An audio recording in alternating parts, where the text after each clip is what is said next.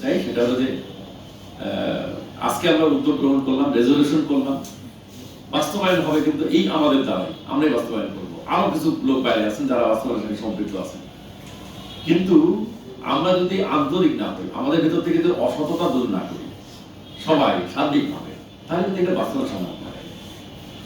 আমি মনে করি যে আমরা একটা আন্তরিক হয়ে সবাই মিলে সকল প্রভাবের উঠে আমরা চেষ্টা করি না একবার নীলফামারীটাকে সারা বাংলাদেশের মধ্যে মডেল জেলায় পরিণত করার চেষ্টা করি।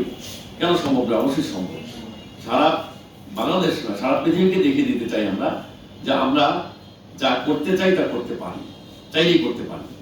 আমরা এই ব্যাপারে উদ্যোগ গ্রহণ করবো, সবাই নিজেকে পরিবর্তন করে ফেলবো, আমি নিজে সহ আমরা প্রত্যেকে নিজেকে পরিবর্তন করে ফেলবো, এই আশাবাদ ব্যক্ত করে আমি ওটা শেষ করছি। আল্লাহ হাফেজ। তো এটা আমাদের আসলে একটু সিদ্ধান্তের ব্যাপার বা আমাদের থাকবে যে এগুলাকে যদি বৈধ এবং অবৈধ একটা ক্রাইটেরিয়া নিয়ে আসা যায়, অর্থাৎ এই অটোগুলাকে যদি একটা, যেমন আমরা বলতেছি যে তাদের লাইসেন্স দেওয়া বা দেওয়া, এরকম কোনো বিষয় যদি থাকে তাহলে কিন্তু আমরা সেখানে আইন প্রয়োগটা করতে পারি। হয়তো 5,000 অটো আছে, সেখানে 2,000-এর লাইসেন্স আছে, 3,000-এর নাই, 3,000 অটো কিন্তু সরাই দিতে পারে আইনের প্রক্রিয়ার মাধ্যমে। আর সবগুলোই যখন অবৈধ, তখন কাকে কোনটা সরাবো? যখন সময় করবো যে আমরা তো সময় বলতে, তাহলে আমাকে আইন প্রয়োগ করতে এটা আমাদের একটু চিন্তা ভাবনা করা দরকার। আমাদের সমাজের সংসদ সদস্যবৃন্দ আছে,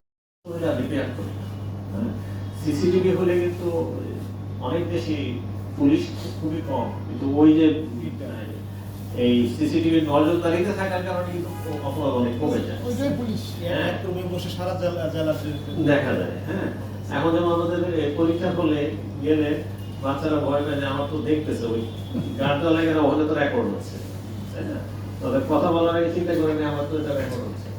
সেরকম সিসিটিভি গুলো যাতে অ্যাক্টিভ থাকে, আমাদের বিভিন্ন সময়ে নির্বাচন সমাধানের সময় যে সিসিটিভি গুলো লাগানো হয়েছে সেগুলো যাতে অ্যাক্টিভ থাকে, বিভিন্ন আপনাদেরও এটা বিভিন্ন এই অপরাধ ক্ষেত্রে এটা থাকে, রিপোর্ট পাওয়া যায়। এই সিসিটিভি গুলো যদি